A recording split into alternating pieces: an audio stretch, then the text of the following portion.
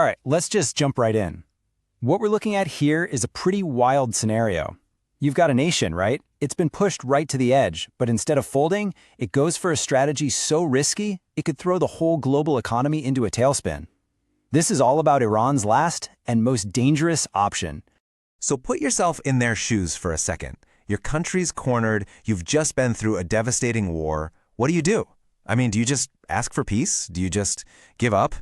Well, as we're about to see, Iran's answer was no. They decided to change the rules of the game completely. And to really get why they made such a radical choice, we've got to rewind a little bit, back to a short but incredibly brutal conflict they call the 12-Day War. Now, this wasn't just some skirmish. It was a massive, devastating blow to Iran's whole conventional military. Just try to wrap your head around this. In less than 2 weeks, a series of coordinated airstrikes took out two-thirds of Iran's entire ballistic missile launcher fleet. I mean, that's a direct shot at the very heart of their ability to fight back. And it gets worse for them. It wasn't just the launchers. The attacks also wiped out somewhere between a third and a half of their actual missiles. We're talking more than 1,000 missiles just gone. Now, in any normal war, a loss like that, that's a knockout punch. But here's where things get really wild. You'd think that would be it, right? Game over. Instead of breaking the regime's will to fight, though, those massive losses did the complete opposite.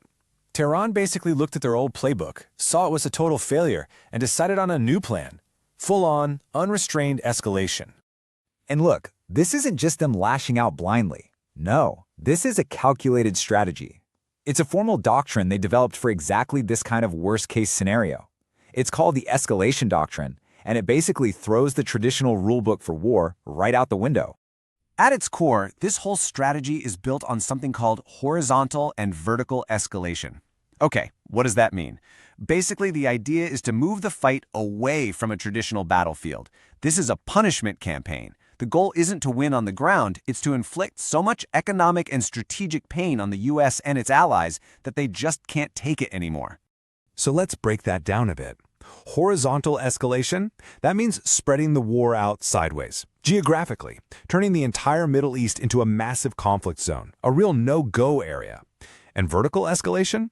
Well, that's about raising the stakes of every single attack. You're not just hitting military targets anymore. You're going after civilian infrastructure, energy supplies, anything to cause maximum disruption. Which brings us to Iran's most powerful weapon. And believe it or not, it's not a missile. It's a tiny strip of water that is, quite literally, the jugular vein of the global economy, the Strait of Hormuz. Now, just let this number sink in for a moment. Nearly a third, 30%, of all the world's oil and gas that's shipped by sea passes through this one narrow choke point. So any trouble here, it doesn't just make the markets nervous, it sends a seismic shockwave through the entire global energy system. And that's exactly why this matters to you, no matter where you are in the world. If that strait closes, you feel it immediately at the gas pump. The cost to ship everything, including the food in your grocery store, it just skyrockets. This is the kind of thing that can trigger a massive global recession. And this quote really just nails it. For years, the world was obsessed with Iran's nuclear program. But maybe their real nuclear option was never a bomb. It was this, a chokehold on the world's energy. By weaponizing the global economy, they're essentially trying to hold the world hostage to get what they want from the US and its allies. Okay, so you might be thinking, how on earth could a regime that's getting hammered so hard militarily even pull off a complex plan like this? Well, the answer lies in the strengths they have that you can't really see on a typical battlefield. So, for starters, Iran has spent decades decentralizing its command structure. It's not a simple pyramid where you can just take out the leader at the top. It's more like a web. And second, you've got their huge proxy network, groups like Hezbollah in Lebanon or the Houthis in Yemen. They've invested in these groups for years, and they can activate them anytime to open up new fronts and bleed their enemies dry. When you put those two things together, the decentralized command and the proxy network, you get a regime that is incredibly resilient. It's really, really hard to land a knockout blow. It's a system that's built to survive, one that can keep executing its strategy even while its own territory is under constant attack. So what's the end game here? What is the ultimate goal? I mean, if it's not about winning a clear military victory, what does Iran actually hope to get out of all this chaos? This quote from Iran's foreign minister is so telling.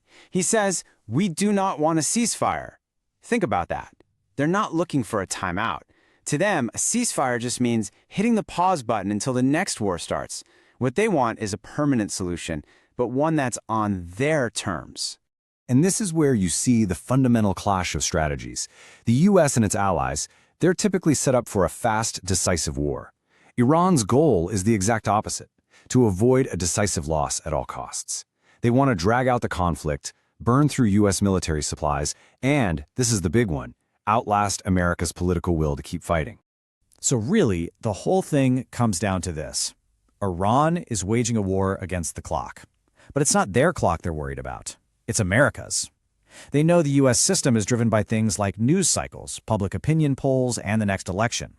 Their entire strategy is one giant gamble that Washington will run out of time and political capital before the Iranian regime itself finally collapses.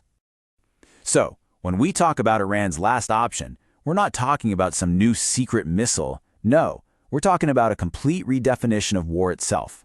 Their arsenal isn't made of steel. It's made of economic warfare, maritime disruption, and asymmetric attacks.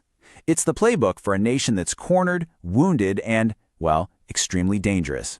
And all of this leaves us with a deeply unsettling question.